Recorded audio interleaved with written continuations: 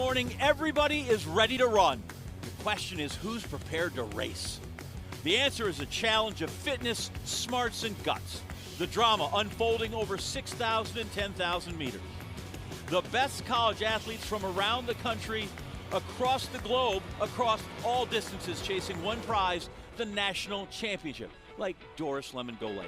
Get up, get ready, fire the gun, and we'll go.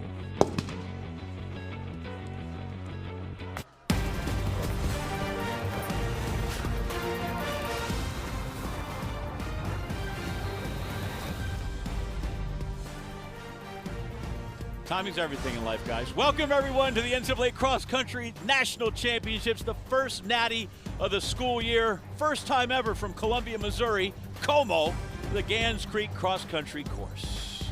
Good morning, everybody. And let me just tell you, this is a great morning. There are few mornings like this that are better unless they have bows and wrapping paper. But our gift to you, Carrie Tullifson, who won the individual title here, and also at Villanova won a team title. Chris Derrick, runner-up in 2011.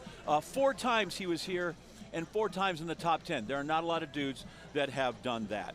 And if you are smelling in your kitchen or in your living room this waft of grass and excitement and gator fumes and analgesic balm, it is the smell of cross country. It is, and you were talking about gifts. Like, if I could have a Christmas gift of the smell of cross country and a candle, I'd have it. The grass, the mud, the fog. I mean, you could smell all of it, and the gator fumes, the best. Very nostalgic. Steal a line from a friend. Today, it's like March Madness in half an hour. 32 teams, as many storylines. We'll have great performances. We will absolutely have chaos, which is going to be my favorite part of the day. And at the top of those storylines is we have really good teams and really good races for both the women and the men. Yeah, we are. I mean, you know, BYU's coming back, and they're going to have NC State kind of chomping at the bit. But a lot of great teams, a lot of great individuals as well. The level of the teams is amazing. These top teams they would dominate years past, but they're going to be duking it out for the title, and we have truly world-class athletes on the individual side. I would ask you guys if you'd do it again, but I'd be standing here alone for the next 2 hours. So here are the particulars, and it's not much. 2 races. The women go 6K at 9:20 local, 10:20 out on the east. Men 10K, that's at 10:10. Both races uninterrupted and commercial-free. 32 teams. We added one this year instead of 31. 38 individuals. Team can run 7 athletes. You take your top 5, they score, add them up. Lowest total, they get a trophy. I thought originally we had ideal conditions, okay? It rained yesterday. Supposed to have some sun. Right now, well, I can't call it a marine layer because we're not on the coast, but we've got fog. But the key thing is temperatures are mild. It's good running weather. I think it's great running weather. I mean, it looks good when you're up here where we are, but feeling the course, this is the best part, this start, right? You go downhill, and then you start some ups and downs throughout the entire course. Lots of loops. Chris, you ran it yesterday. Yeah, nothing too extreme on this course, but always something going on. I think we're going to have some real excitement with some of that mud that's going to settle in as they chew this course up. I think we might see a couple of athletes tank it. We'll see. But then I think there's going to be this big downhill that comes into the last final 300 meters to the finish. I think we could see some action there as well. This thing is groomed. It's 10 meters wide, and we'll talk about it later. Could be spongy, could be firm, could be soggy. That'll all be playing into what happens here today. Well, we told you all of that so we can talk about what's coming up next, and that's the women race. Great teams, generational runners.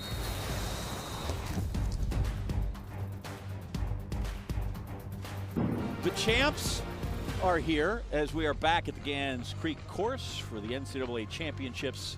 Women's race coming your way uninterrupted. BYU champs in 2024. They ran for her.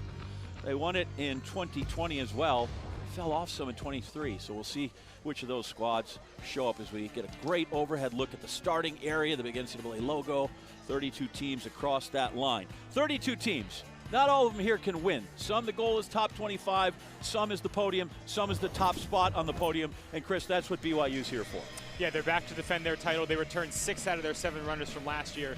They lost their top runner, Lexi Halliday-Lowry, but they've replaced her with one of the greatest high school runners of all time in Jane Hedegren. So this team, I do wonder if they quite have the potential to go as low as some of these other teams we're going to see.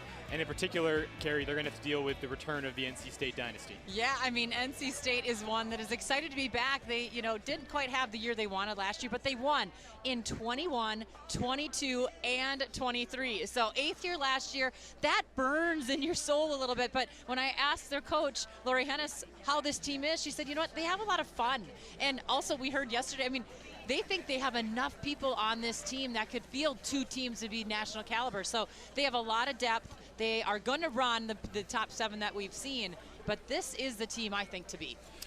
And we saw Caitlin Tui running around here. She is not eligible. Just so everybody knows, we see her, but she's not there. So it's not just those 2. Oregon hasn't won a title since 2016, but Shalane Flanagan, she's got capable Ducks. She does indeed. The Ducks finished 5th last year. It's a solid performance, but that 5th is never good enough in Eugene. It's never good enough for Shalane. They have a transfer in Julia Cherubit, who was an All-American last year, and then Diana Cheritich coming in as a 15:01 athlete. She's been leading them the whole year. They, along with NC State, have the potential to put 3 ladies in the top 15 and potentially 5 All-Americans. Now, they haven't run at a huge invitational this year, and so we haven't seen this group prove themselves in a big meet, but they did dominate Big Ten, scoring just 18 points. If they can bring Shalane's intensity, they will be formidable. Florida, is it possible to get better after Parker Valby leaves? Oh, you know, I don't know. I mean, they love having Parker Valby back in the area training there, but they have a big 4 up front. You know, they got to look to see how their 5 and 6 can do, 5, 6, 7. But I also think that you know, that's kind of interchangeable on the back side of Florida. So we'll have to see what happens on 4 and 5. But I do love Hilda Alamomoy. I mean, she has run so well. She was 6th here, 4th here, and 3rd here. I mean, look at that. You know how that is being in the top 10 for 4 years. But, you know, she's hungry, and she hasn't quite had the race she wants. But I think she could lead, and maybe they could surprise some people and get on that podium. Finally, Adrienne Melendez walked out of the picture. Come on, Adrienne, let's see your runners. Also, we should watch for Notre Dame, New Mexico, West Virginia. A lot of good gals there. Who's going to win this individually for the win? Well, there are 2 big candidates. We'll talk about them. Again, Doris and Jane when we come back. Missouri, as you look at last year's champ, Doris Lemon-Golay, very popular with her teammates. That victory, she won a lot of stuff last year. Cross country, 5K indoor, the steeplechase. Wasn't that long ago she was running the Worlds in Tokyo. Yeah. So we will see. I don't know if she'll see her best, but even 95%, 80%, she's going to run past a lot of other women in this field. Good look at the starting line, where we are, again, just 8 minutes from the start of the women's race. So let's talk about Doris Lemon-Golay. Let's talk about some of the challengers here. And since she is the champ, we start with the champ and Doris and what we think of her performance and what we can get from her today. Yeah, I think that Doris Lemon-Golay is the one to watch, obviously. She's now run at the World Championship. She's 5th there. It wasn't like she just went and got a little experience. Like, she was 5th there with a fall, and she's had a long year, though. I think that's the question mark, John. We saw her at SECs, and she was just starting to race there, and she ran well at regionals, but didn't really run with that fire behind her.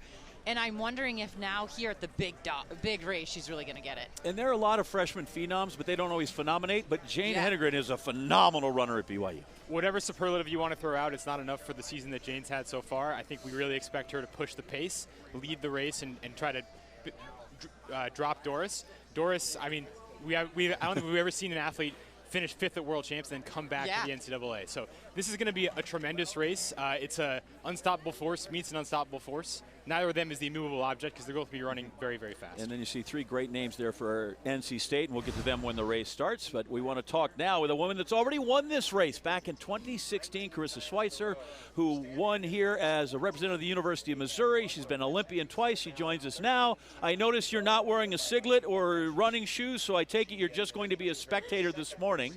Yeah.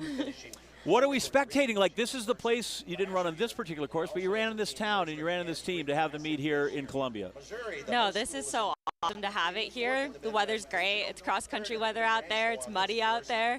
I don't have spikes on, but no, it's really fun. I wish I was lining up there with them right now, but it'll be great to watch, and I'm excited to see what happens tonight. Carissa, when I was thinking of you, I mean, you won 6 national championships, and you also are so good over the 1,500 all the way up to the 10,000 meters. This is a true melting pot. We talk about it every time. Cross country has athletes of all different kinds. What does that mean to you, and what do you think like we can expect from a steeplechaser, you know, competing against a Jane Henegren who might be a little bit of a longer distance runner? Yeah, I mean, I've won 6 titles, and this is by far the hardest title to win. And it's because everyone comes together, and you have the steeplers, you have 10K, 5K, 1,500 runners. Like, a 6K is something that, yeah, even a shorter distance runner or a 3K steepler is, like, going to be a threat in. And I'm excited to see it out there. Even a true freshman being able to win it would be incredible. And even her getting challenged is going to be really an exciting race to watch. I think it's a lot of good competition right now. Yeah. So, Carissa, 2 questions for you. Who's your pick? And, and if you were in this race, would your pick be you? Ooh, I think my pick is going to be Doris, actually. She's coming off such a good world champs, and it's muddy out there. I think it's going to be tough. And then, obviously, I'm going to pick myself if I'm out there. Current state, I don't know, but yeah, for sure. So, Carrie won this race. Real quick, give us the inside what it's like to cross that finish line first in this race. It's unbelievable. Yeah, just being able to see the finish line shoot. I was actually in 4th when I first saw it in Terre Haute, and I was like, someone pinched me. I didn't believe it was true. Carissa Schweitzer, thanks so much. Glad to have you back home in Columbia. And we will look for you as you're an avid spectator in the know, getting ready to race in 3 minutes. Yes, thanks for having me. Chips in 2025. We just heard the last gun before the starter's pistol. So that means we have 3 minutes. You got to finish up those runouts and get back on the line. And then, Carrie, you got to kind of gather your nerves. You do. I mean, this is the hardest part of the race right here, I feel like. You know, just making sure you're calming down, going through those last little bits of your mental visualization, knowing where you're going to make your moves, and hopefully be able to hang on and have some fun out there. Yeah, you just want to get through that first part of the race. Make sure you get out clean, get out in the position you want, settle in, and go to work. How do I know when I'm nervous or I'm just eager and anxious, right? What's the difference there? Both, a little bit of both. I think nerves for me was almost, I don't really want to say I was fearful of it, but I think what you're fearful of is knowing how hard you have to go. All right, as we look on the line and what's happening, look at University of New Mexico. They're starting in box 35, and that's a team that could be in the shakeup. They absolutely can be. Behind Pamela Koskai, who we haven't even talked about, is the 10K, 5K champ from last year. They have a lot of talented athletes. One of their returning All-Americans from last year hasn't run that well this year, so if she steps up, we can easily see a podium team there. There you see a minute 40 before we start. BYU, the defending champs. Del G. Taylor has a lot of people to choose from to put on that line with their 7. Absolutely incredible depth from BYU, and then obviously Jane Hendren up top. A lot of vets, a lot of newbies. I mean, it's a great team. So they will be trying to run for their 3rd title under Del G. Taylor and their 7th overall. Just real quick, there's Texas A&M, and they're in Texas A&M guard. Their stuff didn't get here originally. They had to run in Missouri stuff for practice, but they're ready to go. They look like Aggies, good for them. There's Shalane Flanagan's Oregon Ducks, and a good look at Shalon Yildiz at number 324. Yep, 5th year last year. Have some new ladies in that transferred in this year. Last year, I remember Shalane talking about them being on the grass. Can these track stars, because they're all track stars, they do so well on the track, can they run on the grass? And today's, it's mucky out there, so we have to see. Absolutely. They like to hold the cars close to the vest during the year, but I wonder if maybe they didn't need a little more practice. NC State, back to back to back, 8th a year ago. Lori Hennis' crew from Raleigh. They have another one in them because it looks like they've got enough talent there to score and go low. Well, they've had a different top runner at almost all of their races this year. They returned 2 from the top 10 last year, and then they add Angelina Napoleon, who was also in that World Championship steeplechase final. She won the ACCs. Roll Tide. There is Doris Limigo. 109. I thought if you're the champ, you usually get bib 1. 109. It's not like she's going to hide. People know who she is. Yeah, she'll be out there. We obviously have talked a lot about her already, but I think we're going to be talking about her the entire way. All right, this is Missouri. I'm not going to tell you anymore. Show me.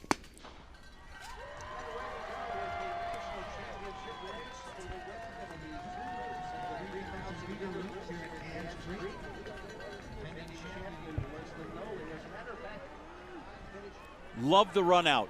Off they go. Patience here, right? It's kind of the oxymoron. You need to get out quick, but you want to be patient and not spin it. It's a great scene. How do you navigate that, Carrie? I mean, it is just such a relief to hear the gun go off and to get out there, get out hard, have positioning, know where your teammates are. But really, it's like the most beautiful rainbow I've ever seen. I just love this rainbow of runners. See, Carrie had 1,500 meter speed, so she had choices, things to think about in the first 500 meters. I just had to run as fast as I could, try to get to the front. I think all of us do. I mean, really, it looks wide, right? But then it kind of bottlenecks really pretty quick. And the big thing is, as a team, if you're going for that team championship, you want to keep your pack real tight. So you got to get out you know, in that, yeah, you're going to have 800-meter runners. We have, you know, sub-2-minute 800-meter runners out here that can get off the line fast, but you got to hear 10,000-meter runners out there fast as well. Absolutely, and we just saw sort of on the left of your screen, Grace Hartman from NC State. She was their top runner at Nuttycombe. There was some chatter that she didn't look great at ACC, she didn't run regionals, but she's out running with aggression that we've seen all year. Yeah, she's had a little bit of planner, I think, and has had a long year as well, but you know, she's good now and she's ready to roll. So they go about 500 meters straight away, so you get to kind of sort things out a little bit before you take a nice, big, gentle turn there. Look at that. At the bottom of the start. Course record was set during the pre-national. Well, it's been interesting all year. You know, we're going to talk a lot about Doris Lemagole, but just the way that she's worked herself into the season. She's held back in a lot of the races. John and I called the SEC race, and you can see her now just off the front 3 or 4 there in the middle of the pack, but she really kind of played it safe. So not surprising to see her way up there pushing already and sort of just being free today, not worrying about teams so much. And what's really not surprising is to see Jane Hedegren at the front. She has just taken every race she's run by the scruff of the neck and really just run away from everyone. I think the real question today for me is, one, does she show any kind of patience? And then 2, we expect Earlysville to stick with her, and how does she respond when someone's still there halfway through the race? Because no one has been able to be there halfway through the race so far. I think the big question is Jane Hedegren really has not had anyone around her. And, you know, we talk a lot about it, but when you have people breathing around you, you hear footsteps, you hear people yelling for someone next to you, that is a little bit of a challenge. And so that was what I was thinking coming in. I know Jane is this true talent, and she definitely can win today, and I think she's got a real good shot at winning. But what will she do with that? And I know that she's very focused, and she's very headstrong. You look at the front of that race, 262 athletes. You've got 32 teams of 7 runners apiece, and then you have 38 individuals, and you saw up front with the Arkansas Razorback. Usually they're here as a team. Just one this time, and that's Sydney Thorvaldsen, who's married now. Sydney Vaught is her married name, and so she's running up there. And running up top, number 113, Wu Pig Sui.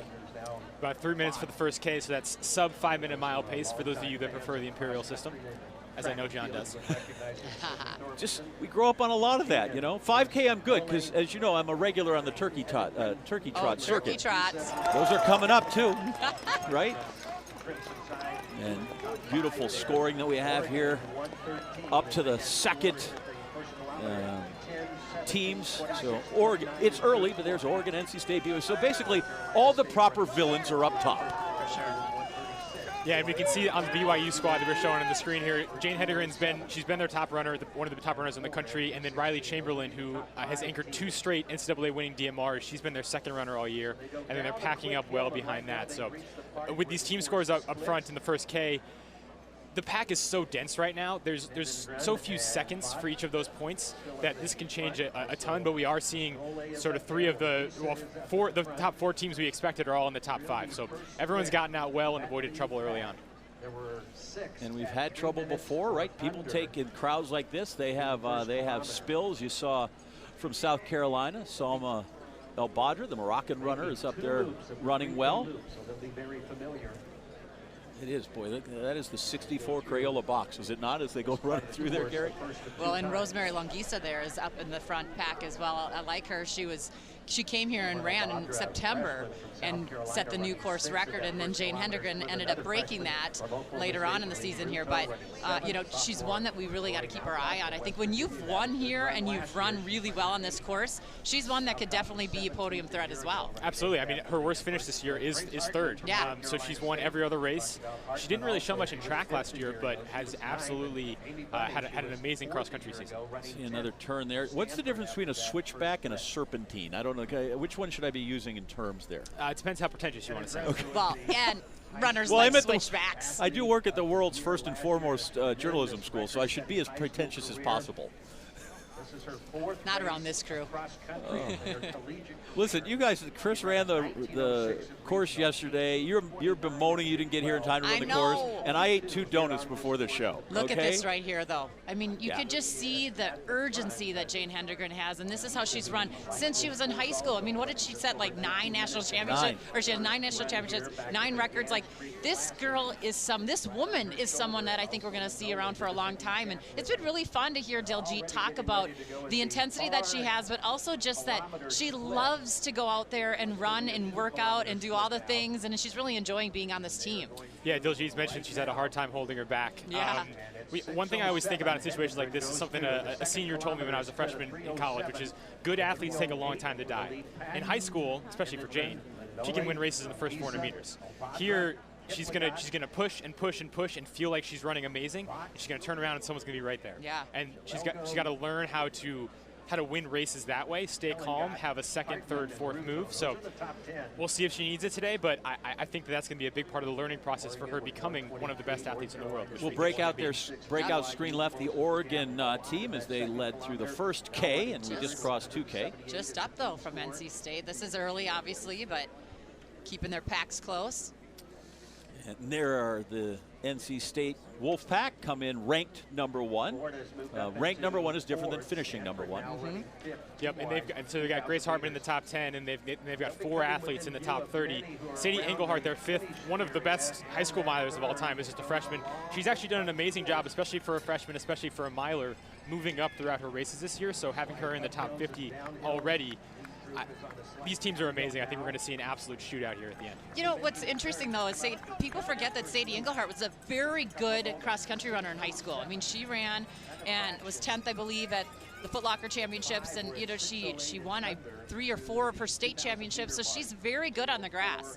Well, when you run a sub 430 miler, everyone's benchmarking against that. So, you know, 10th at Foot Locker looks less impressive than those high highs. But also, I think that's important to talk about on a spongy course. You know, when you have an athlete that has that power behind them to be able to run that fast in the mile, that's going to help you on a course like this.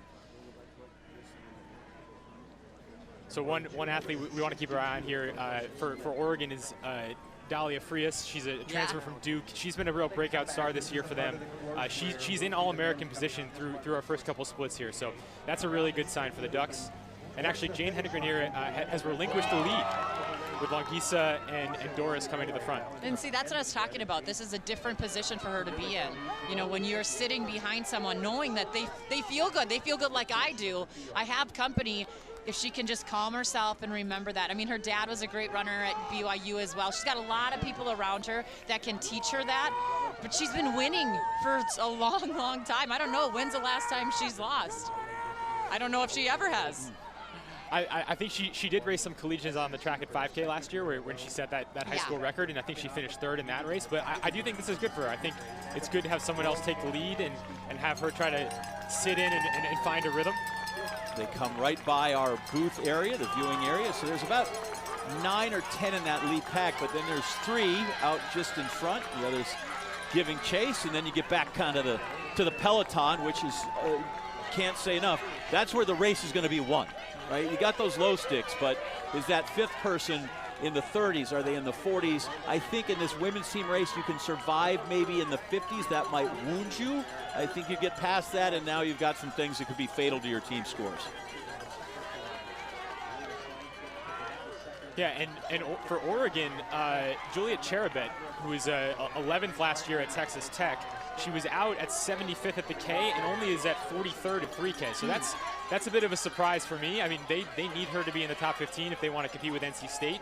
And NC State, they have Grace Hartman there, who's sort of in the second pack that's forming, and then Hannah Gapes, who was 8th last year, is leading the, I guess, what's now the 3rd pack. The 2 that we thought would be out there are out there, Doris Limagole and Jane Hedegren. But not in the order I would have predicted at this point. Me too. I was just thinking that, watching Doris now push the pace a little bit. To me, I was wondering if Jane Hedegren would be the one to really draw that kick that Doris Limagole has out of her a little bit. But they both look good, right? I mean, they're both real smooth right here and just working their way through. It is unique because you talk about how much time they run up front by themselves to now you've got somebody there and you're kind of measuring where are they, what kind of effort are they giving, and you're having to kind of calculate what's going on next to you for the first time. It's a different thought process, right? It's not just like, oh, I'm going to just get to the next cave. Now you got to think about what are they doing, and you're trying to turn your brain off and just run. But it doesn't happen when you have someone right there that looks like they're feeling good, sounds like they're feeling good. Good shot from the gator up front. So we can see Longisa there is dropped back from these 2, and she's sort of dropping back into that chase pack. And yeah, this is the race we've all been waiting for. At a certain point, what else can you say? You can try to just describe how great these women are, but seeing is believing. Well, and the other thing about this race that we've been waiting for is we haven't seen NC State race BYU or BYU in Florida or New Mexico all in the same race. Where the men, we're going to get Iowa State, we're going to get Oklahoma State, and we've had a couple of doses of that this season. This is the first time that all these top women's team have been on the line together, which makes it delicious. It does, and so NC State has taken the lead at 3K. They're moving up. They're down to 114. Oregon's up to 144 points. They've lost some places. That's could just be a little bit of noise. People are running in packs. I do think Juliet Cherubet is an athlete we got to keep our eye on because Oregon expected her to be at least a top 20 athlete. And you don't know kind of where's that race plan, where do they want to push, you know, do you hold your water till 5 and you think that last 1,000 is where you really want to go ahead and let out everything that you have. And then BYU in 3rd through 3K, they're running really well. They're still in striking distance to win this race. New Mexico a little further back, but certainly still in the mix for the win. And listen, the gals running behind the top 2, that's not a bunch of plumbers. Karen Kipling got from Alabama, freshman, really good. We mentioned Selma El Badra, great. Grace Hartman is in there. One Kachellen got from Oklahoma State. One great athlete who's back in that group that we didn't expect is Pamela Koskai from New Mexico. I mean, she's the runner-up here last year, NCAA 10K and 5K champion.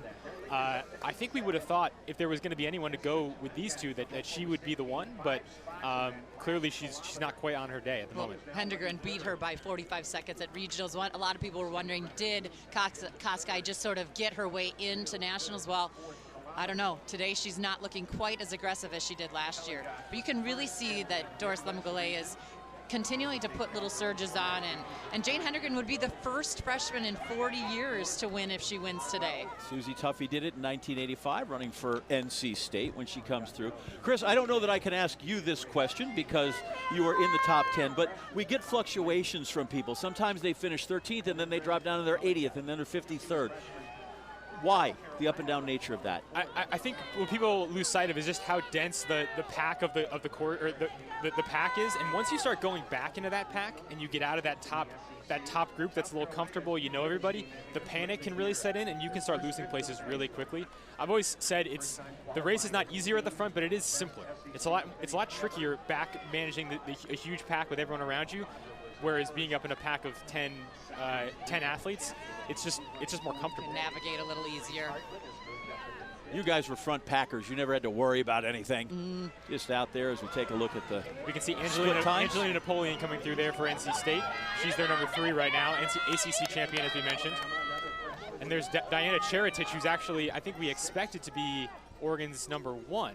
So she's behind NC State's 3, if we saw that correctly. So they ran right at about 3 minutes for that first K, and then it's been kind of 3:07, 3:06, and that's been enough for these two women to pull away.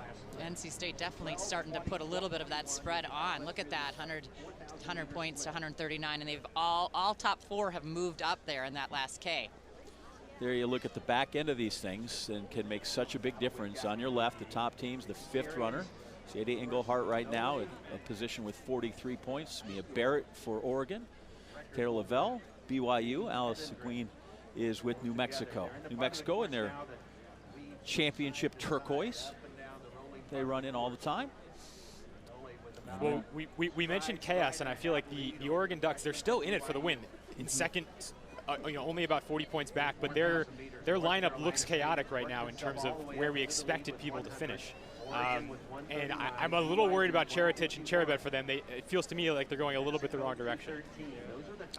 This part of the course here, we sort of hit the low point of the course, and now we've got a long, gradual uphill for about 600 meters, and I think that this could be where we really see a break happen. Look at this drive, though, by Jane Hendegren. 1K to go. She knows that. You could see her just digging. She's digging harder than I've had to see her all year. But Doris Lemgole looks pretty relaxed, but so does Jane. Jane is trying to get on her, but she doesn't look like she's hurting.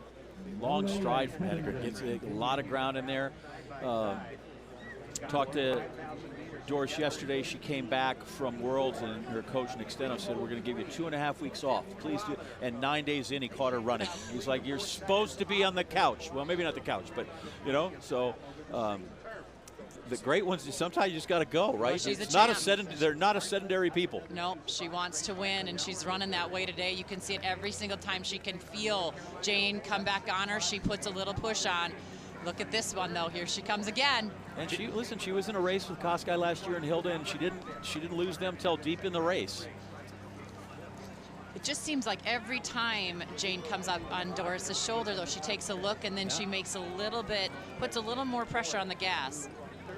Jane has absolutely had to fight all the way up that hill multiple times. It seemed like she was going to lose contact, and she fought back to the shoulder. I think the question here is they're going to sort of crest this hill, and they're going to go down a little sharp downhill. And does that, if you got tired legs, does the downhill help you get the momentum, or all of a sudden you just can't turn over it as the athlete that's feeling a little fresher? I don't know. They both look good. For a soggy course, they're both seeming like they have a little zip still in their legs. We're getting close here, peeps. It's a little soggy, but you know what? I feel like it's held up pretty well. You don't see any splashing or anything. We haven't seen anybody slip. Obviously, have spikes on, but everybody seems to be in good shape. And the NC State women are running really, really great behind these top two. Hartman and Gabes were in 3rd and 4th at 5K. So, and we're seeing Bethany Mahalik there, who's their 4th. There's one for the home team, Mizzou's Monica Wanjuko.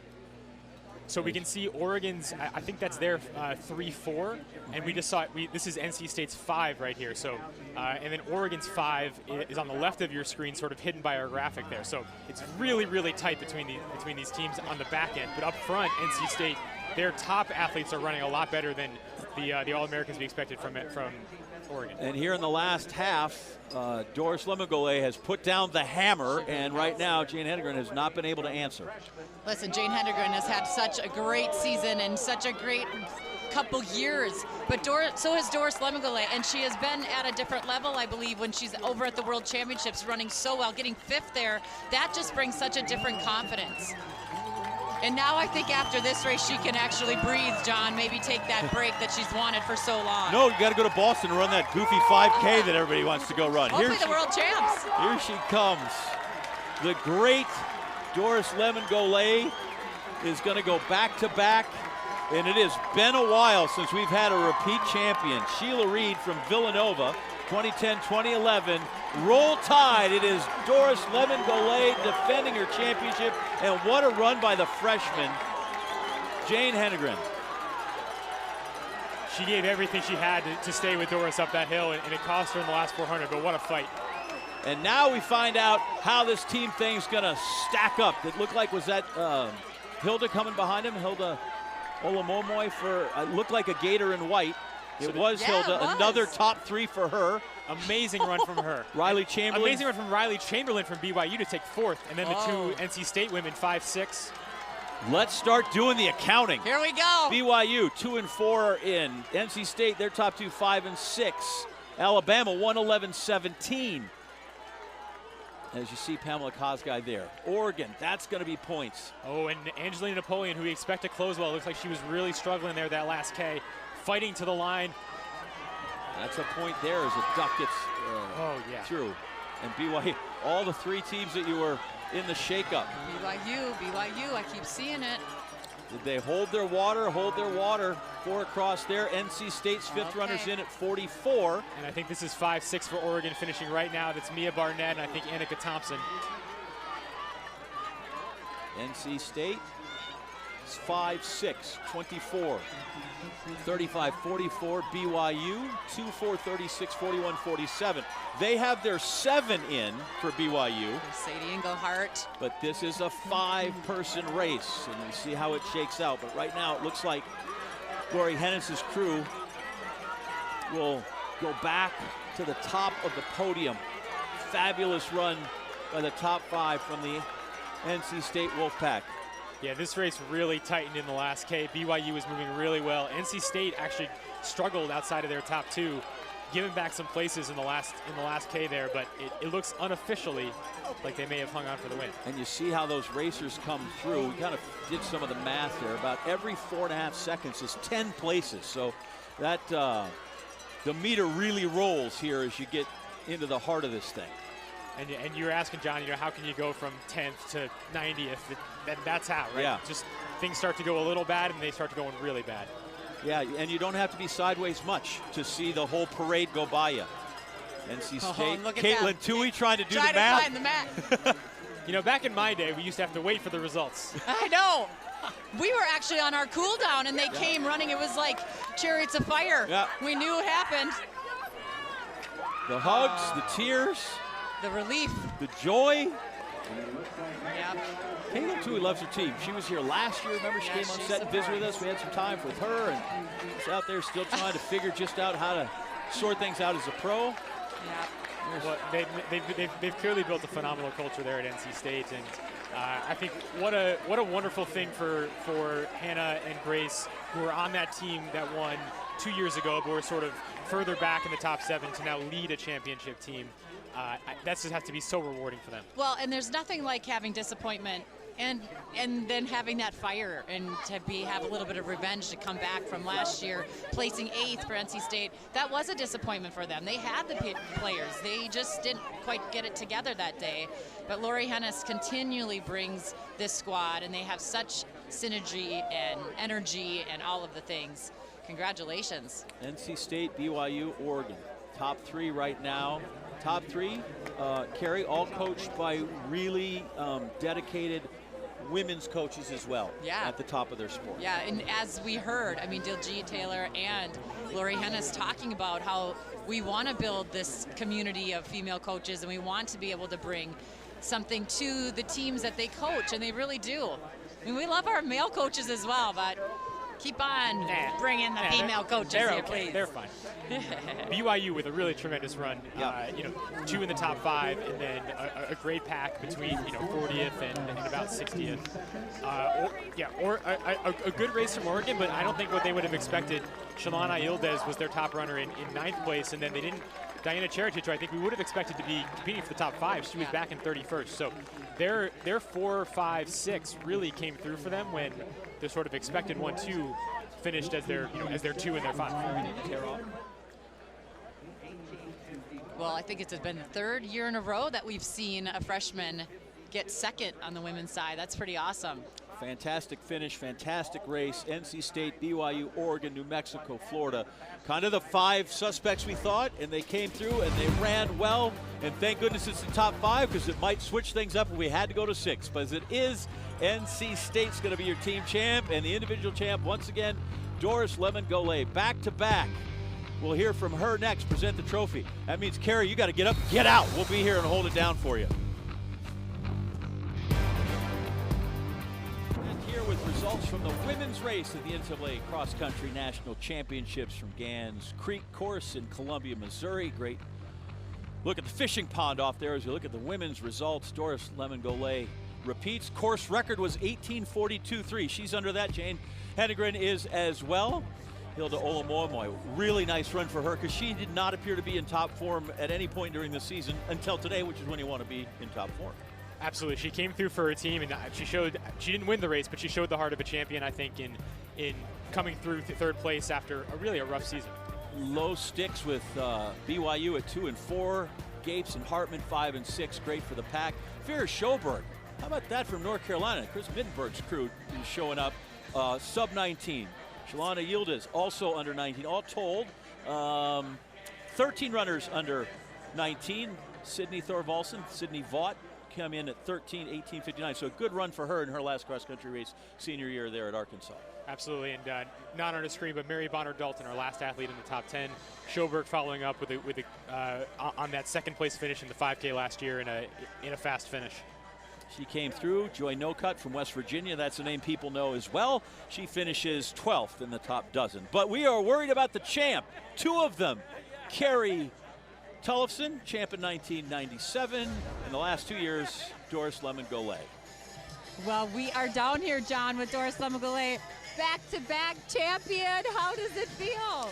Oh my goodness, I feel so happy right now. Yeah, I'm so happy. So, Doris, let's talk through this race a little bit. You get out, you and Jane going back and forth, but you kept putting some surges on. Can you tell me what your mind was going through, what you were going through during the race? You know, coming to this race, I knew it's gonna be competitive race today with Jane and Samata women and Samata strong women. You know, my goal is to just stay with the pace, you know, and respond when the pace good fast. So, and when I see it's controlled, I just stay there. Yep. You've done so many things here at the NCAAs, but today winning your back-to-back, being 5th at the World Championships this summer. Now do you finally get a little bit of a break? Yep. Yes. Right now I feel I need a break for sure. It's been a long season. It wasn't easy coming back from World Championships and coming back to cross-country season. It wasn't easy, but as I always say, I always believe in myself and believing in my coach's plan. And yeah, here we are today. Congratulations. We are so excited for you. Thank you so much. All right, John, we're sending it back to you. Tide from us. Tell her roll Tide. Roll Tide. As always, roll Tide. There you go. I forgot you could hear us in the headset. Carrie hogged the interview. Women's 6K, there it is. That's the distance, and there is the champ, NC State. They had that run of 3 straight, and last year when they were 8th, almost everyone on that team, Lori Hanna said that was almost overachieving. They had a great race last year, even though they finished 8th. BYU, Oregon, New Mexico, Stanford, Notre Dame, Northern Arizona, NAU there in their first year without Mike Smith, Jared Cornfield, in West Virginia. The Mighty Mounts come in 9th. Incredibly deep race, which you can see by how close those scores were at the top. NC State back on top. They really have a dynasty going there. Lori Hennis, amazing coach. All right, let's hear from Lori Hennis because she is going to get the trophy, and she is with Carrie once again. Yeah, we're going to talk to Lori, but first we're going to talk to Karina Hendelin with the NCAA. Karina, you get to pass off this amazing trophy. We're on behalf of the NCAA, we want to congratulate NC State on winning the national championship. Woo!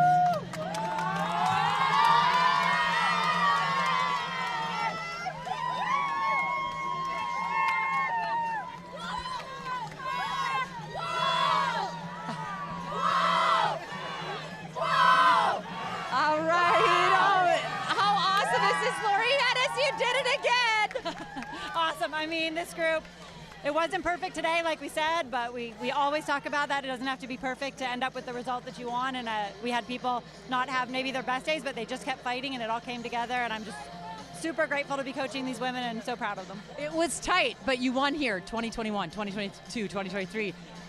Didn't win last year. How hungry were you guys for this win? Yeah, I think, we were actually really happy with 8th last year, which I think a lot of people might not have realized. We were very young and we had some issues. So for a lot of the same people to come back and do so much better and put them back on the top of the podium, just very gratifying, and we're very excited. You said to me, this crew, they'll be dancing on the start line. Yeah, and now they're dancing here. What do you do to let your girls celebrate? Our director of ops is really good, so I know there's lots of things in the team room. There always are, canes and pizza and whatever they asked him for. So, the schedule gets a little dicey with people going to Boston or trying to make a U.S. cross team. So, they'll have to get back dialed in kind of quickly, and then a big break after that. Congratulations. Way to go, Coach. Thank you. Back to you, John. It just goes to show that cliche, right, about the strength of the wolf is the pack at some point, because they've had Caitlin Toohey that anchored those other teams. And here they don't have that. What they have is 7 really good runners. And they bring 5 scorers back for next year, so we could see the dynasty Chris, roll on. Let them enjoy this today before we move on to the next season, shall we? Look at the drama and the exhaustion, but after that, nothing but elation for the NC State women. Title number 4. Men's race coming. It's going to be just as good. Stay with us.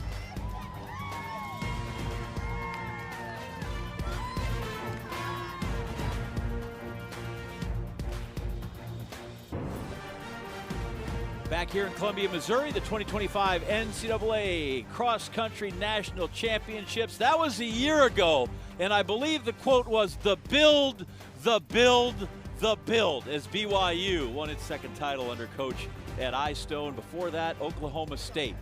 The Cowboys of Dave Smith will factor in this again. What Dave is trying to figure out is, does he have the 49-point team from 23? Does he have the 256th 8th place team from 2024? Absolutely. They dominated this race 2 years ago. They entered last year, as they do this year, the heavy favorites after dominating Big 12s. It was a disastrous day for them. Dave put it on himself, said that he overcooked the team a little bit. They've been cooking this year. The way the coaches talk about the Big 12 race, they're in awe. And the thing, when you say they dominated the Big 12, They beat an Iowa State team that was #1, so it's not like they beat a bunch of nobodies. Like, they took the team that was #1 and took them to the woodshed. Yeah, you know, I think Iowa State definitely is one that you have to talk about when it comes to the 10,000 meters or 10K distance, you know. So Iowa State is definitely, they've been behind Oklahoma State this year, but they are truly the long distance runners. So I think that's one of the things that they're going to use in their hat there. And both of these teams are just amazing. They both put 5 in front of Colorado's #2 runner at the Big 12. Yep. Colorado is the 7th-ranked team in the country. So these teams are the class of the field along with New Mexico. And Iowa State has to battle, they've battled some storm, right, this year. So I think that, too, are coming here with a little chip on their shoulder and maybe hoping to finish off in style. Honestly, you're not supposed to play favorites, but if all the Iowa State kids come out in bib overalls and the striped overalls, I'm going to root for them. They're the defending champs at iStone's BYU Cougars. They're ranked 8th coming in here, because they graduated so many really good kids, it's hard to replace at once, but they'll be in here and they'll cause problem for somebody. Yeah, they still have multiple folks who have been All-American on the team. I do think they lack a little bit of that front-end firepower. They do have Olympian James Corrigan, winner of the steeplechase outdoors last year. But I do think we're looking more at scraping to try to get on the podium on the high end rather than competing for the win again. And remember, Casey Klinger's wife was going to have her baby last year, so they're all running in urgency there, too. They're trying to get him home. So wait, that kid's a year old already? Where did the time go? Almost. It'll be like next week, I think. Well, okay, but we're still planning the party nonetheless. Yeah. But New Mexico, too, a team we need to talk about. They're ranked #3 coming in here. They've not finished higher than 9th, but with Hampton Samuel up front, I mean, it's such excitement for the team, and so they're definitely gonna give it a go. I don't know if this counts as a race plan, but I saw Hampton Samuel and I said, dude, I've seen you finish 2nd. I need you 1st or 3rd through 261st. I don't care. We'll talk about him and the rest of the contenders when we come back.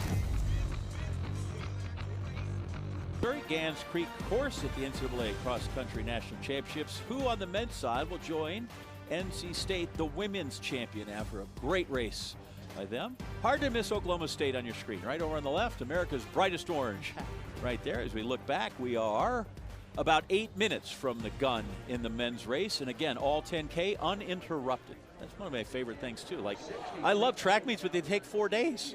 Here we're going 28 minutes uninterrupted. Joe Franklin got his Louisville team here. And he is really responsible for the great Hampton Samuel being at New Mexico.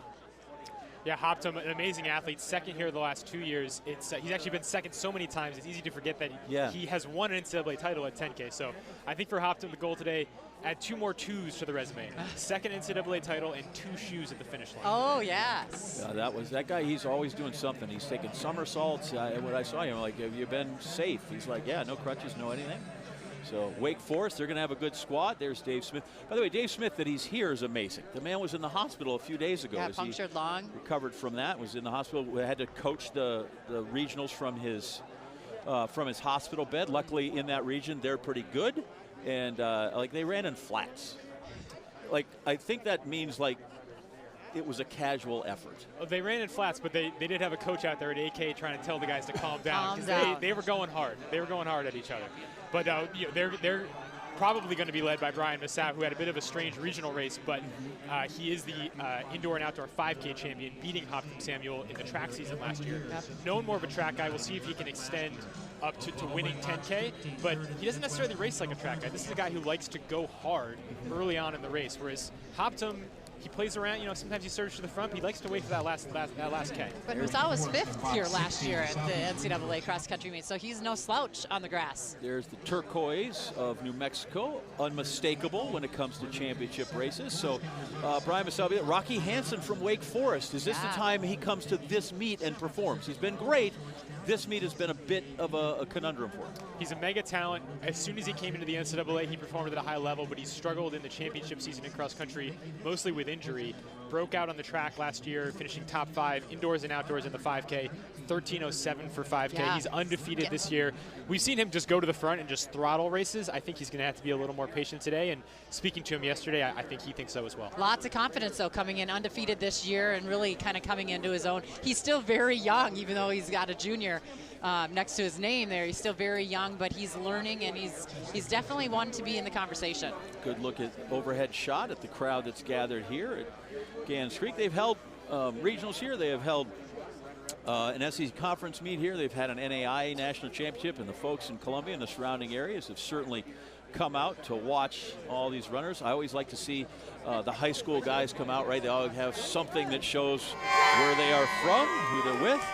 Okay, so OU plays Missouri today in football. That guy better watch himself. I'm just saying. He's in hostile territory. Guy in a CU sweatshirt. Sean Carlson's got his team here. He's done nice work in just his second season in Boulder. So the fans are here, and they were entertained in the first race. And are you not entertained as we're going to bring you the second back with the start of the men's race? Just 4.5 minutes away. We'll get to the line here literally in a minute. I'm just before the gun. I don't know who's in the truck producing. That guy might know what he's doing. But anyway, here we are. 3 minutes from the start of the race. 10K. That feels like a long way to go, but that just means we have that much more. We got like 28 minutes of fun coming uninterrupted. Yeah, and for guys like me that maybe can't get off the line as well, it's nice to have a little cushion, a little time to get to work. So let's touch on that, because if Iowa State has an advantage, or where they can get at Oklahoma State, is those other 2K. Jared Sutter, their coach, will tell you they're a 10K team. Yep. And it's 10K and it's in 8 days apart. So that's a challenge, and that is maybe built more to Iowa State than the Oklahoma State team we see here. Yeah, and Dave Smith was telling us that he wants the course to be as firm as possible for guys like Fuad Messaoudi, more of a 1,500-meter 5K guy.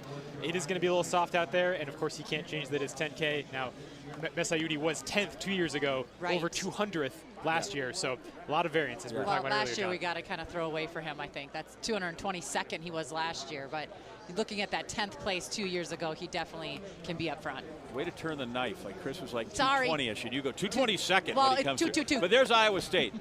Berea's great. Kamuti's good. Kiplimo is in there. Kipiego, Joash Ruto is probably going to be one of the guys up front for them. Yeah, I think we expect Berra and Ruto and Kiplimo and Masando to be a really solid top four. Meshach Kimutai is a freshman, really hasn't run that much cross country, they tell me, and he's going to be a big wild card for them. They need him to be their 5. 70 seconds away from the start, Northern Arizona, under new management this year, and not maybe going to be a contender, but they're Northern Arizona. We deserve to say, hey, those guys are still here in their first year away from Mike Smith. Well, they know what's on their chest. They're going to run hard for it. But they have another uniform. Every year we're always wondering what uniform, a different one again. Will no one think of the announcers? I think they still show themselves off when we come through there. Virginia, Vin Lanana's team comes in ranked 5th. There they are. Gary Martin, their lead runner, who's, I think, ran exceptional at 10K for a guy who's really a mile 1,500 guy. He really does have speed, but he is showing as he gets older that he really can use that strength of what he's been training for. And Vin Lanana has always had guys that have great range. Absolutely. And Virginia looking to get on the podium with that solid pack behind Gary. Wait, 2011, that Vin gone, he was gone by 2011 you got there in Stanford, right? Yep, he was early 2000s. Early 2000s. Who'd you have? Jason Dunn was my head coach. All right, very good. You came through for him. There's the Cougs. It's nice they don't last. Remember last year we caught them at this time, they were wiping themselves up with olive oil and stuff. Not this time, no. But it is time to cook.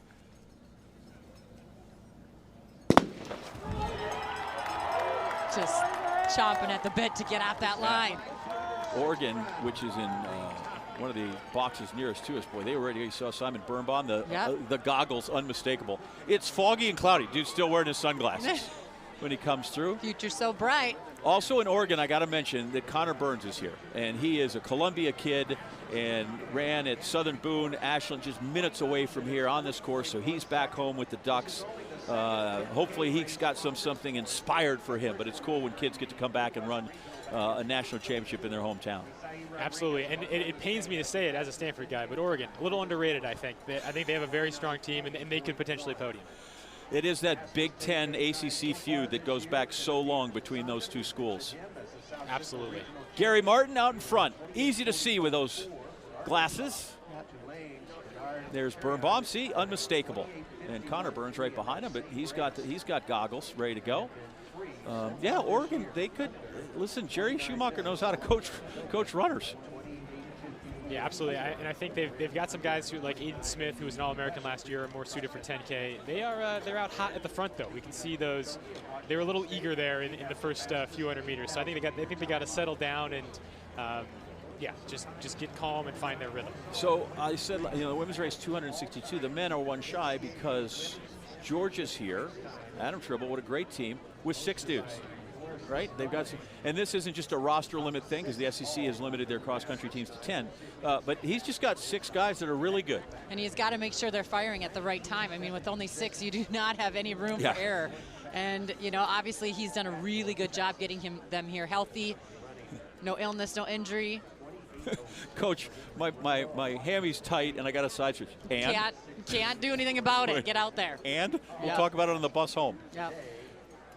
So I think this is a very surprising start to this race. Rocky Hansen, who's sort of in the middle of your screen in the black there. 871. He's someone we would expect to see at the front, and pretty much none of the other faces are guys we'd expect to see. So I think Oklahoma State, Iowa State, Samuel, clearly they are all sort of like looking around at each other and being like, well, which one of you is going to take it up? So I think it's going to take this race some time to find its footing and to really find a leader. How is the footing? What's the place look like to you, right?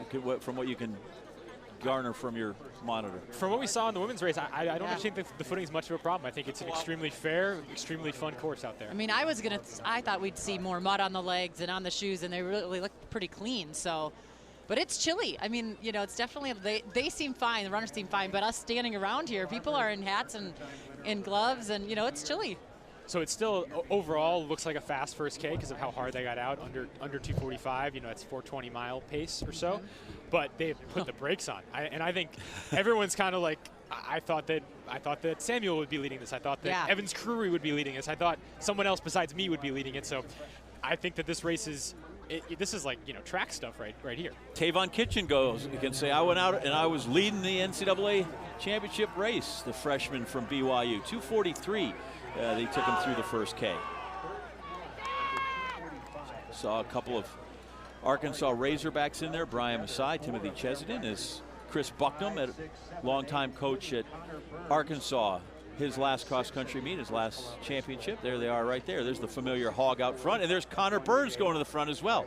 And Oregon, we mentioned that they got out hard. They're leading this race by a wide margin at 64 points. I would say that you can see the difference between first and 250 whatever on your screen, and it's not a lot of seconds. So scores don't matter a ton at this point. But I do think that if this race goes slow for a while, it puts Oregon in a great position to try to defend and still finish on the podium. But yeah, honestly, I don't know if I can recall seeing an NCAA cross-country race go like this. There's usually somebody that wants to do something stupid in the first mile. Note, things are fluid as you come through. Like, 1K is good, but you want to be 1-0K when you get to the other 9 will sort this thing out. Another great drone shot of that pack that comes through. They didn't have drone shots when you guys were running either, did they? No, they didn't. Stop bringing that up. Listen, you were in color. It's fine. It's not that insulting. Go out front. I think when you look up there, that is Hampton Samuel has got the backwards hat on. Is that who I think that's how you can pick him out? Yep, I think we saw him with that at the start line. Not sure if he took it off. Okay. There again, there are the Hogs. I didn't want to finish that up. Chris Bucknam been there almost 20 years at Arkansas. Took over for John McDonnell. Boy, tell you what about a tough chore that is. 34 SEC titles, a couple of national championships indoor, a handful of podiums here in cross country, and Buck coaching his last race. And wish him well. He's going to just go get on a boat and sail around out by Boston and stuff. Things. Yeah. But I'm really surprised to see Hampton Samuel back where he is. I thought he'd be a little bit up a little closer to the front. He still has plenty of time, but he said yesterday in that press conference, you could really hear how he did not want to get into trouble. Last year he lost his shoe. You talked about him falling in races. Now he's moving up. He's just getting back into the front now where he wants to be, out of some of that company that could potentially cause some issues. So I look at this pack and it's wonderful. And if we go back to that wide shot, the people are like ants as they're trying to get from viewing spot to viewing spot out here. And the thing is, you don't need it because they come around. Just stand where you are. They just went through 2K. There's a 2K loop, and then they're going to do the 3K loop twice. But they'll come by you, people. But you got to get out there and yell for your folks. You want to see as much as possible. And fans have nervous energy too, John. Look that they at got that, to do. There's They're all Masal. together. And what happens here when you're at the front is you come in expecting to run hard. You're so ready to go, and then you settle. and it all of a sudden becomes harder to jump out of that easy rhythm. And you don't necessarily want to be the guy that does it. But we're starting to see Brian Musau. He's in America's Brightest Orange on the right of your screen. His teammate Dennis Kipengedich is on the left of your screen for Oklahoma State. Yeah. Those are their top 2 guys. They've both been in the top 11 the last 2 years. Tavon Kitchen, the freshman, still leading this race. We actually saw this at the Nuttycombe Invitational, where he just kind of ended up leading because no one wanted to take it in the middle of the race there. And it is, I'm sorry, that is Hoptum Sanyal. It's 7:13, got the hat, so that makes him easily identifiable. That and running up front.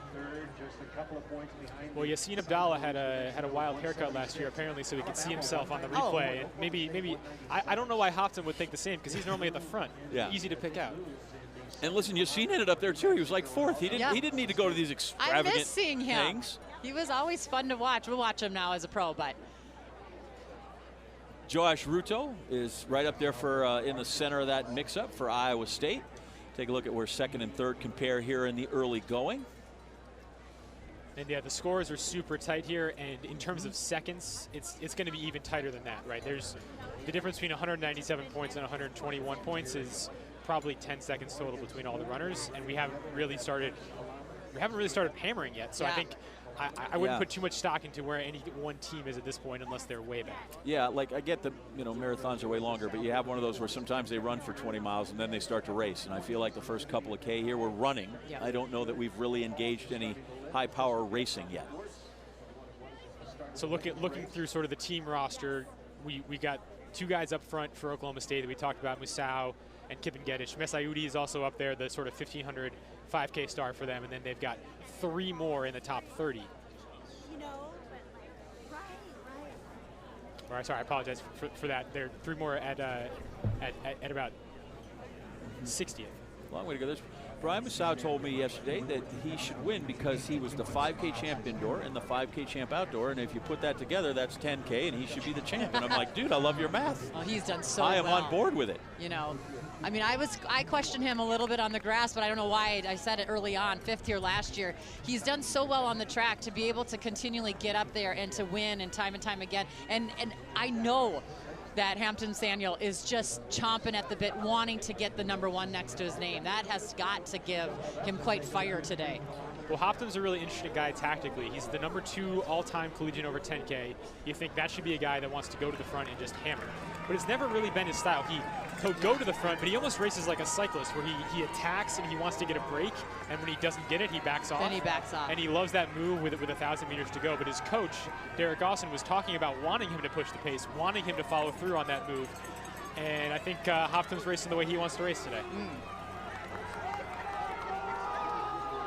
Well, we talked a lot about Jane Hendren on the women's side for BYU, but Tavion Kitchen has had some great success too as a high school runner. I mean, he really is one that, 10,000 meters is a lot longer than what we run in high school. We run 5,000 meters in high school, but he is a solid athlete, and we know that name, so not surprising to see him up there. They're the people sprinting around trying to get in the ear of their folks. Gary Martin just kind of cruising along as well. Gary has a 3:48 miler, just hoping that we carry on like this for the next, until we get to about 9.6K, and then he'll be good to go. He's looking, when he look around, he's actually just to see if Parker Wolf is there or Ethan Strand, right? He's running with some of those guys. He's like, well, okay, are we sure they're not here coming up somewhere? Those guys had just great battles there in the ACC and indoor in that DMR, really compelling stuff. And Gary came back and won that, running the mile like for the Who's. It's different not to have Graham Blanks out there as well. We're going to have a new champ this year, right? I've kind of left that out. I apologize. First off, one great first year as a pro for him, but we will have a new champ after he goes back to back. He's had a phenomenal first year as a pro as well. The guys assured me, though, I saw them, the Harvard guys, that the icy machine they have has been passed down. It's in good shape, and they plug it in only on special occasions. Well, it looks like they're starting to make some moves here up front, just starting to, thin it out a little bit, but it's still the freshman in the lead. Yeah, I mean, he can thin it out a little bit, but he's not going to be able to drop, a good portion of this lead pack. And you look at Nelson Parakin from Alabama, who's sort of in the center of your screen there, same kid as Doris Lemgole was wearing, he was only 14th at SEC. So this race is sort of all jumbled up versus what we were expecting. Well, and at this point in the women's race, we were kind of, Doris and Jane were out ahead, and then there were a few in there. Like, we still got 40 guys in this fight right now. And you can see Joash Ruto there. He had just flashed across your screen from Iowa State. Their yellow, maybe gold kit, we'll say there. Well, they went old school. That's a new one with the Scripps Cyclones. They broke that out new. Gold over the burgundy for Iowa State.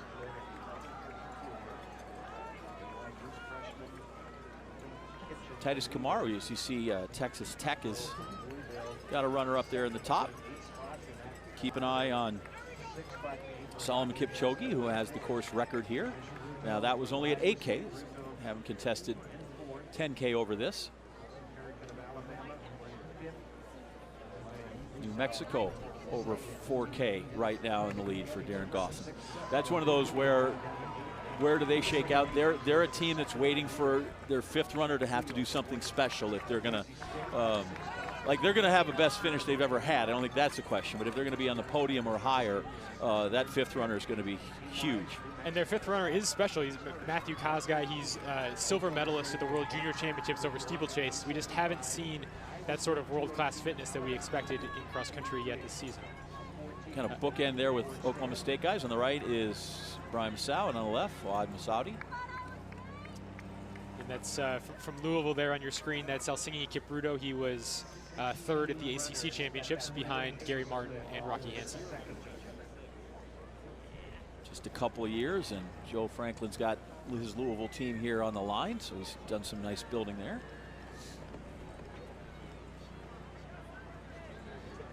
New Mexico, Oklahoma State, Oregon, Iowa State. And you scroll through there, you see Virginia sitting in the 9th position. They came in ranked 5th. If you don't get the rankings delivered at home, Oklahoma State comes in number 1. Iowa State ranks 2nd. New Mexico, Syracuse 4th. Haven't discussed much about what's happened with the Orange. They're a champ from back in 2016. Oregon comes in ranked 6th. BYU is 8th. And so at this pace, you don't really expect that we're getting big blow-ups or the race decided. But big news is that Sanelli Masando, I think 2-time All-American from Iowa State, he has dropped like a stone through this field. He's back in 175th.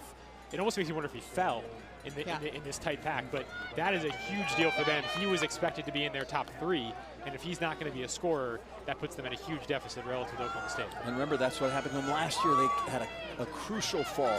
Yep. And that may have cost them the race. Yeah, Joash Ruto, they only lost by 13 points last year. He fell, lost about 80 places, and then got up and gained back 60 of them. Is it right at 4K when he fell? Yep. Come back in front of our broadcast position, and I mean, this thing still looks like a turkey trot. We got a bunch of guys in there. I love it. But look at New Mexico. We've talked about them a little bit, but 9th is the highest they've ever been, but they've really packed up there. But Hunter Samuel is just back. I mean, he's not really up in front where we normally see him. And there's a fall over there as well. I mean, we've had a couple falls and a couple people get back up quick, which is good. But there's a lot of bodies out there. Legel from Oregon, the Big Ten champ. It's strange to say, the Big Ten champ from Oregon, but he's there on the center of your screen. And he just sort of sat on Riley Ho from Michigan State. So this sort of more sedate pace is very comfortable for him, and I think is kind of how he wants to race. See Ethan Coleman just behind him there from Notre Dame with the white arm sleeve on the right side of your screen. I sort of feel like we're watching more like a 1,500-meter final at the Olympic Games where everybody's still there, just waiting for who is going to be the one. Rocky Hansen right there sort of looks like he maybe is not so smooth, but it could just be that they're holding back enough that it's uncomfortable. Yeah, and look, I mean, the field is still thinning out behind them. There's only a few guys in this top pack that really are, trotting, so to speak. But I do think we're going to see some fireworks here in the last 5K. As they go through 5K, Oklahoma State with the team lead. Guys at 3, 12, 15, 29. So basically that's that pack. And then their 5th guy in 40th. Coach Sudbury at Iowa State, he thought you're going to have all 5 of your guys inside of 30. in 30th. So I guess that's inside the top 40 if you hope to win. Dave Smith thought that score would be higher. He thinks it still could be 100-ish. And as an update, Masando from Iowa State. So he lost 150 places between 3 and 4K, and he gained back 50 between 4K and 5K. So he went down. I think we can say that he probably went down. Again. And just if you're wondering in scoring, in the last, since 1970, if you got in the 70s, you win 50 out of 54 times. So 70s, outstanding. And 99 is one of those where some years that wins and some years that's third. And Iowa State is almost very similar to Oregon in the women's race. They're still up there, sort of where we expect, but they're. If you look into how they're scoring, it's sort of all jumbled from where we expect. So Kimutai is their number 2 right now. He was the guy we had big question marks on. He's in the top 15. Rogers Kiplimo, a former All-American, he's struggling a little bit back in 50th, and then we've already discussed Masando, who we think had that big fall. And you wonder to some extent, is Hopton Samuel, is he maybe trying to stay out of trouble after last year, right? The thing is, you think you're on the outside 1 minute and out of trouble, and then you make one of those turns or switchbacks, and now you're the inside guy, and the whole crowd's, you're right in the middle of all the shakeup that can cause problems. Yeah, well, I mean, I think the easiest way to stay out of trouble is to lead. So I think, you know, Hopton, he's his own racer, right? He doesn't race the way you expect, and he races the way he's comfortable. And you don't, you know, he doesn't do as well, say, like 1,500 5K on the track, but he has a great burst the last K in cross country, and he clearly feels comfortable and has trust in that, and he's letting it go pretty long here with this big pack. Razorback on the right, big tall guy, Timothy Chesden, and we talked about the vagaries of the race. Guy was 111th last year. Comes over from Akron. He's in All-American status in his first year, trying to get settled in Stillwater and train, and he's way down on the ladder. I'm keeping my eye on Calvin Chariot. We saw him win the SECs, and he's a guy that, you know, early in the season he was way back and kind of worked his way through the crowd, and now this is something that maybe he's used to doing. But I like him. He's new. He runs, you know, very conservative up front, but he's still in that main pack as well. So New Mexico's running really well. They're in second through 6K, only about 30 points back of Oklahoma State. Their top 4, as we expected, are all in All-American position. And then Matthew Kosgei, the guy we're keeping our eye on, that World Championship silver medalist for the junior steeplechase, he's moved up really well from over 100 up into about 60th. So if he can keep that momentum going, they can get under 100 points and be in contention for the win here. Ooh, it's gonna get fun. Get that overhead view. You can see all of the orange jerseys of Oklahoma State. Hansen now finding himself in the familiar position that he's been in for most of this year, leading the race by half a step. There you look at the last, the 5th place, the final score for each team. Adasu Gaudia, the Israeli runner, 27th right now, 27 points. Matthew Kosgei. Masando for Iowa State. So there's really not much between Oklahoma State and New Mexico through 4, and then it really just comes down to that 5th runner. Guadia is running great in the All-American position for the Cowboys. We saw Brian Musau now finally get into the lead there just on that last tight shot that we had. And, you know, a lot of question marks, right? A lot of people were wondering what happened at regionals. I don't think anyone got a clear answer.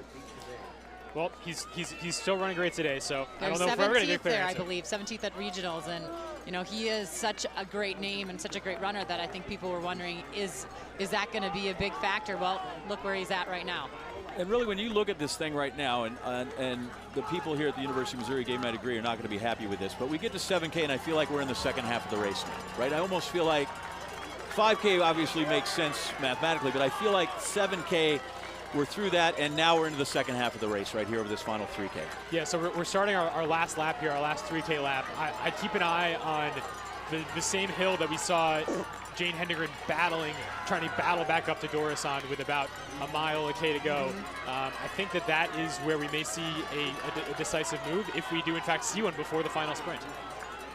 Captain went by, and he looks like he's just sort of watching and letting this race unfold in front of him. He's getting into position slowly but surely, finding his way into the pack, onto the shoulders of the main players. If I could just add this, holy shnikes, look how many dudes are still in this at 7K. Can you do it again? Like, what wow. did you just say? Holy shnikes. And Gary Martin up there. Like, this is going to be amazing. Well, Parker Wolf now, you can see just a little bit of a grimace here and there, but he looks better. He looks almost like he's getting into his form and almost relaxing, not holding back. That's the hardest thing to do when you're racing, is to hold back and wonder what is going on around you. Now they're going to start attacking. Hold your water, hold your water. I think you were thinking of other ACC grade Parker Wolf there, but yeah, Rocky Did Hansen. I say Parker? Rocky, Yeah. I'm sorry. Rocky Hansen is who I meant. You know, it's hard to keep track of all the guys in the ACC that have run faster than I did in college. What did I say? Parker. Parker? What was your best ACC finish, by the way? Well, I've long been a partisan of the All Coast Conference, as I call it. It's funny. All right, guys. There's Kelvin. And Brian Musau now in the lead, Yep. with just a half-step lead over Rocky, and we're starting to sort of wind it up. It's not clear that anyone is sort of decided I'm taking it. They've kind of just sort of egged each other on. And in the team race through 7K, Oklahoma State's pulling away a little bit. They're up 40 points over Iowa State. Iowa State's running amazing through 4 runners, and we really do think that Masando fell, but he's sort of stalled out a little bit. He gained back another 26 places between 5 and 6K, and now only up 8 over the last K. So he's up to 76 points. I'm kind of just waiting for somebody to just, like, I've had enough of this, Yeah. and then off they go. But nobody's quite done that yet. Nobody has decided that they want to make that move. Look at that. You're talking about pack running. Oklahoma State, easy to identify. New Mexico, easy to identify. Always easier to run with a buddy. And in the center of your screen there with the cougar on his chest, that's Evans Curry from Washington State. He was a guy that I would have thought would be the one to push. I've basically never seen a race where he hasn't led for at least a little bit, but he's been very patient today. I believe he was an All-American in the 10K last year after being an All-American in cross country as well. So we're still 4 wide here. Yeah, we got racing. Frederick Kipkoska, you see up there from Hofstra. So nice to have a member of the Pride flying up there.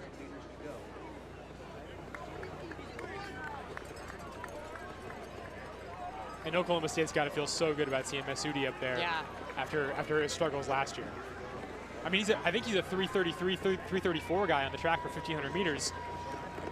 And shoot, if they keep waiting, he could win this thing.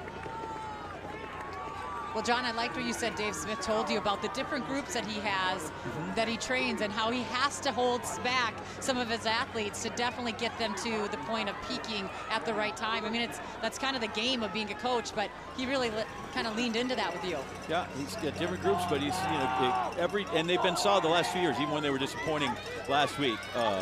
Tim Gedich and Masao are always there. We got some guys hugging the line here. Oh, yeah. I got a report that the Iowa State runner that went down tripped on a hay bale. Well, there's hay bales all around that one curve, and you could really see them kind of weaving in and out. And what they've done, right, you got to be on the other side of the hay bale, Yeah, though. So I'm curious to see what happens if we end up having to adjudicate something here because, outside the hay bales is the course, fellas. Mm-hmm. I mean, we're getting close to the last mile here. We still have a huge pack of guys with Oklahoma State with 3 guys leading the race training right now. run. And there's Samuel. I was just about to say I was starting to worry about Hatem Samuel, and then he goes and does this, which is what he did at the Nutty-Come Invitational a little further out. Okay, let's maybe relax just a second. Yeah, but this is not a surge, right? This is a guy going to the end here. There's a difference. And it's a really hard move, and so what Masao, who's in second now, has to do is not panic, measure it out, try to just draw him back in slowly, and he is doing that a little bit. We'll see if it sort of stagnates out here. And if you're Samuel, you want to take every little opportunity, every little uphill to just get another couple meters and kill his will, more or less. Boy, in this half mile, that thing has thinned in a hurry. Well, Rocky Hansen's still there in there. If that pack can sort of work together to try to close this gap, that's really what they're going to have to do. But this is the benefit of Samuel going so hard, is now, instead of them being on his shoulder, getting to feed off his energy, it's him versus them. He's right? just in their been own chilling. separate races, and they have to do the work themselves to pull themselves back up. You can see John Hayes, Rocky Hansen's coach there. No one really out there on this sort of the lowest point of the course. We're about to start that long uphill where we saw that great battle between Jane and Doris. Rocky is getting up on Musao's shoulder. and he's still got it. He's got to keep the dream alive here, right? I don't know. This is that moment with 1K to go where Hampton Samuel might be saying, I've never done this. I've never won. I've never cracked the tape. Today's my moment. I've been waiting for it. You know, the guy has done so well. How many seconds does he have? He has like 4 or 5 second place finishes in the NCAAs. This is his time to shine, and he waited patiently all day. Can he do it? He's been second twice in this race. Yes. He has been second twice to Masao in the 5K. He was second to his teammate in the 10K last year. So that's a that's a handful right there. Yeah. And by the way, one of the most delightful young men you'll ever meet. Like, he is just a hoot. But he was very focused yesterday when we were talking about this race, and you can feel that he really wants this one. And he doesn't have much time, but they are still there. And Hansen now is dropping Masao from Oklahoma State, and that gap is sort of just holding steady. I think he's got to think about running over the top of this hill, right?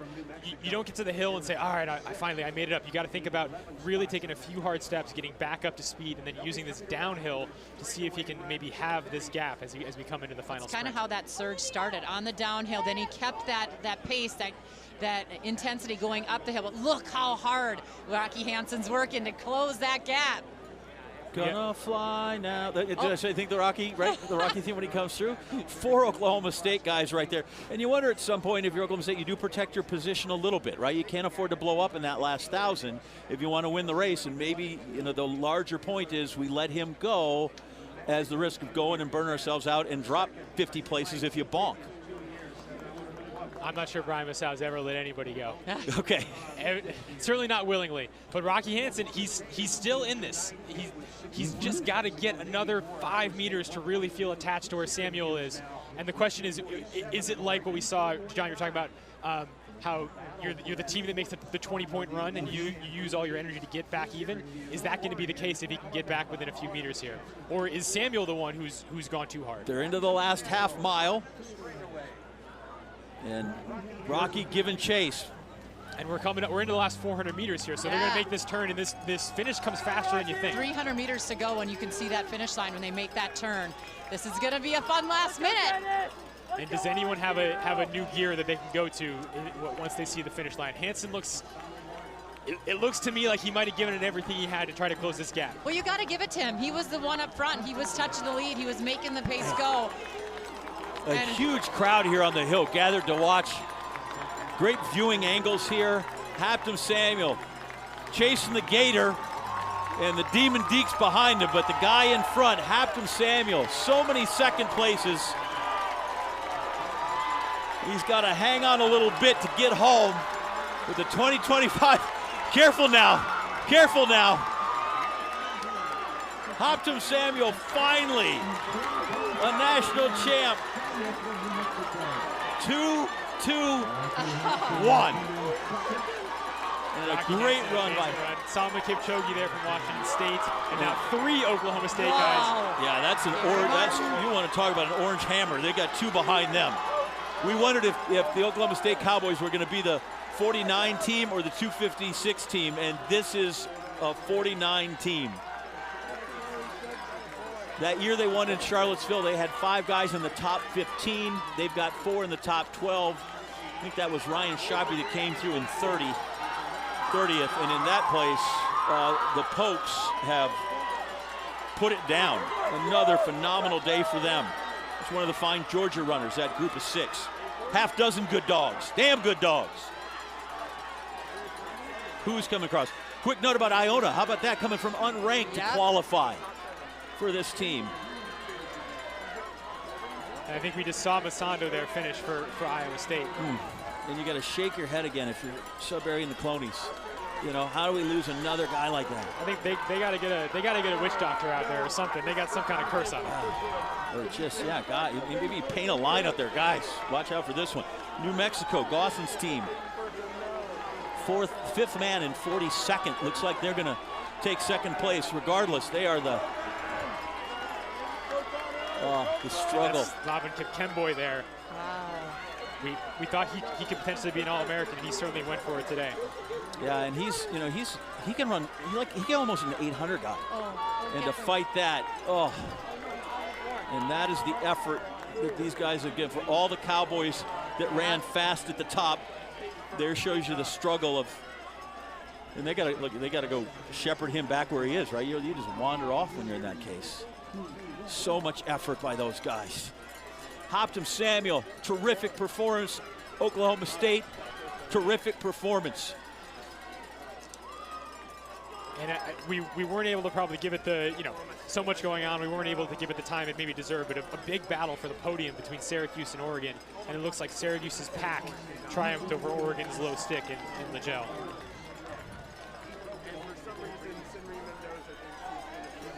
So there you go. The hugs amongst the orange as the Cowboys come through. I mean this in the nicest way. If the football team could score 57, they might have something. They're struggling on the 100 yards, but out here at 10,000, nobody better than the Cowboys, the 2025 national champs. We'll talk to the winner and the champs as we continue on here from Columbia, Missouri. Saudi, what a great finish for him.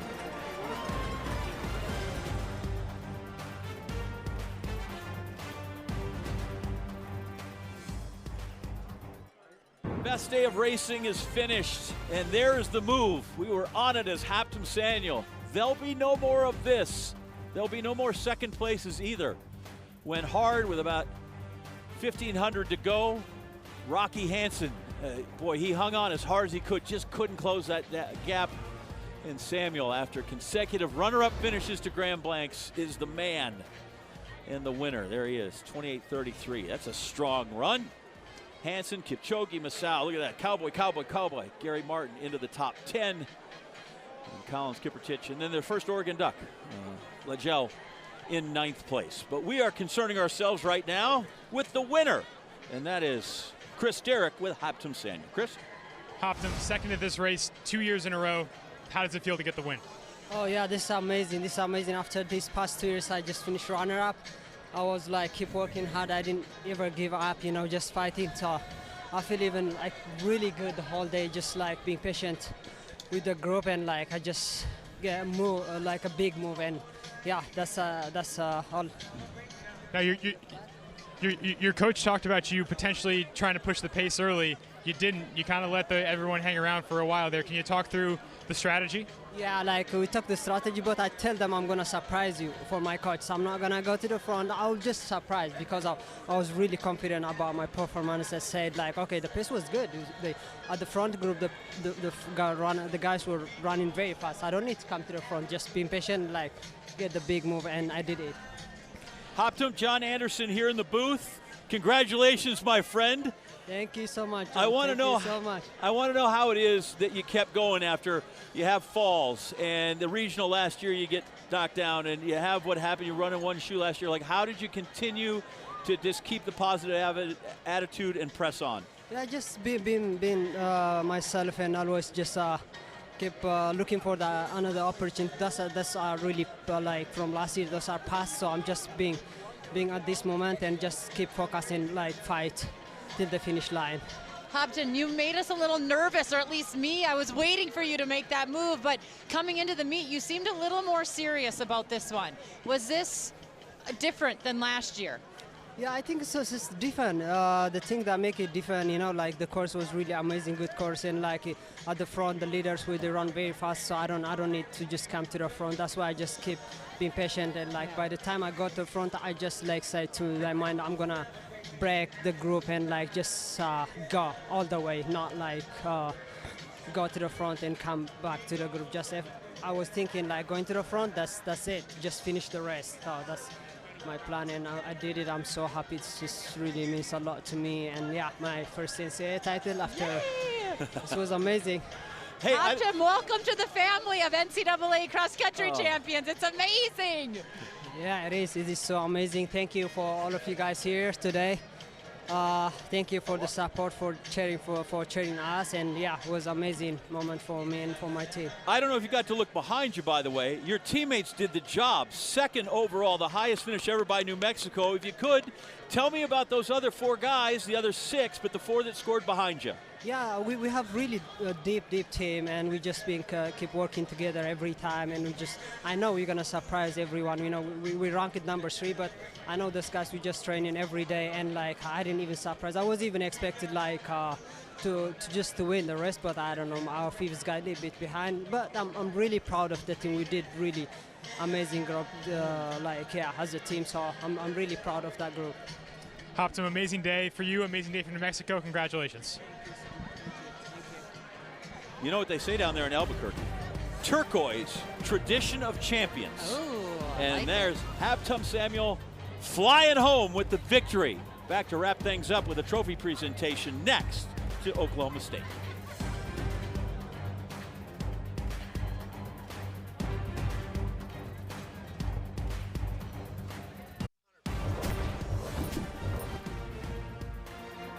Great look from high above the Gans Creek course at the 32 teams and 38 individuals that ran here at the 2025 NCAA Cross Country Championships. And the man that stood out, Hoptum Samuel, the team that stood out, America's Brightest Orange, Go Pokes, Pistols, Fire-Ins, all that stuff. Oklahoma State, another title under Dave Smith. New Mexico, best finish ever by the Lobos. Iowa State, once again, literally falls down short after a runner goes down, all the way down. Good showing by Syracuse to get onto the 4th spot in the podium. We go back now to Chris Derrick with the Cowboys and the trophy. I'm here with a very happy Oklahoma State team and Sean Graham from the NCAA to introduce this year's champions. On behalf of the NCAA, gentlemen, I'm happy to present you with this championship trophy. Congratulations.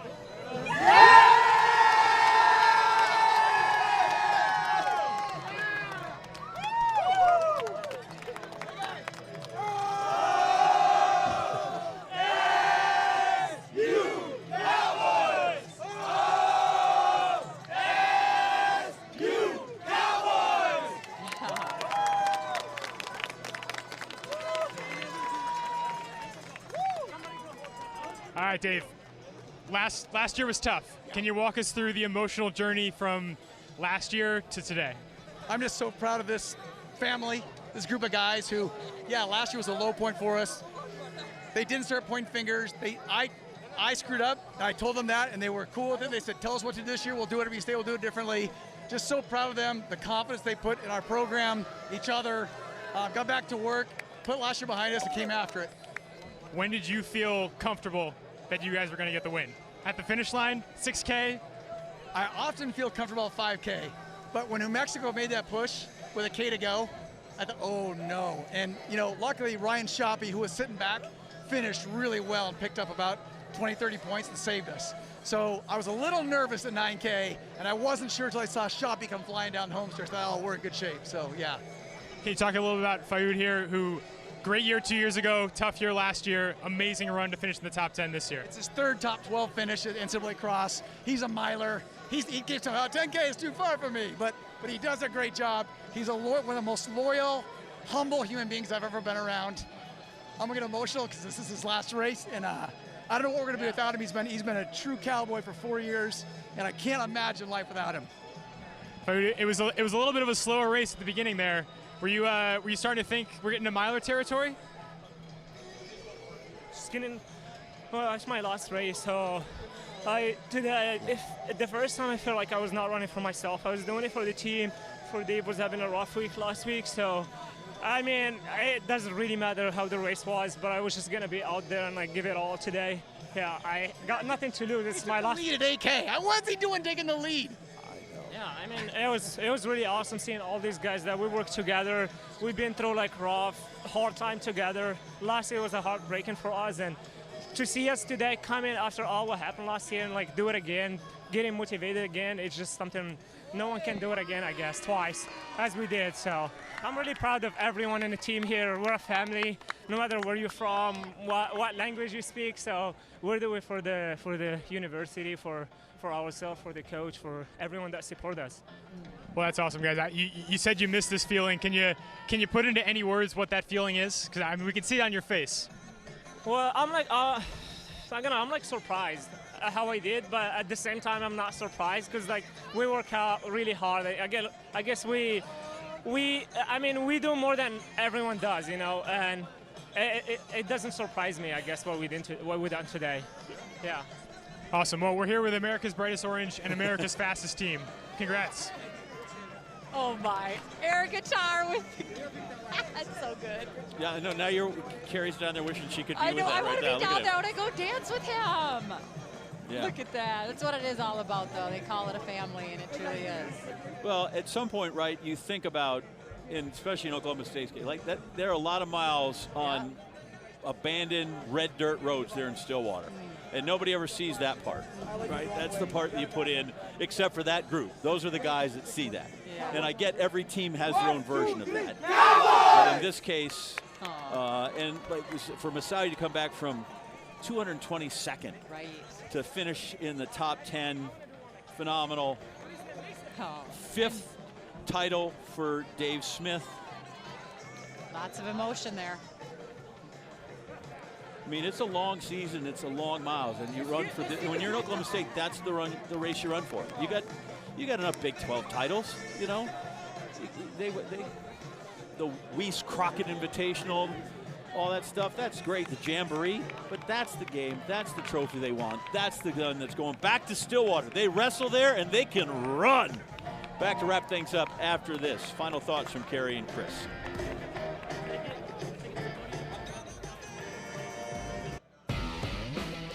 Back here to wrap things up on the NCAA Cross Country Championships. Doris Lemon-Goulet, individual champ. Again, NC State, the Wolfpack, after 3 in a row, took a year off, but now they are back. Finally, Aptum Samuel. All the dude is, he moved up one place. There are a lot of guys that moved up way more than that. And then the Oklahoma State Cowboys for Dave Smith. 23 and 25. Perhaps, I guess, it's the odd years that they hammer people. Carrie, thoughts on Doris and the Jane Hedengren match we saw? I mean, an awesome display of great competitors, but Doris Lemon-Goulet just really kind of went for it in that last couple K and put it on and set a new course record. I love watching her run. And then overall, you see 5th and 6th there were NC State runners, and Lori Hennis's team back on top. Great run by Dilge. Listen, 16 points. That's a couple of seconds here and there. Well, 4th win for Lori Hennis in 5 years. That's something else. And so, yeah, goes to show you can have a disappointing year or a year off and come back and be even hungrier. And there she did it. Chris, men's individual, we just heard you talk with Aptum Samuel, but what a performance. Rocky Hansen was terrific, and then the 3 Cowboys that come through there. But it's nice that the day belonged to Samuel. Aptum, he's not just a great runner, he's an entertainer. Yeah, he told us he wanted to keep us surprised, including his coach. So incredible move from him there in the last mile. And then Oklahoma State, 3 in the top 10. Absolutely dominant performance. I mean, we knew they had this in them. It was a question of whether they would deliver, and I think for them, just so cathartic after that disappointment last year. Yeah, he was terrific. And listen, if you win in the 50s, there's only been one loss since 1950.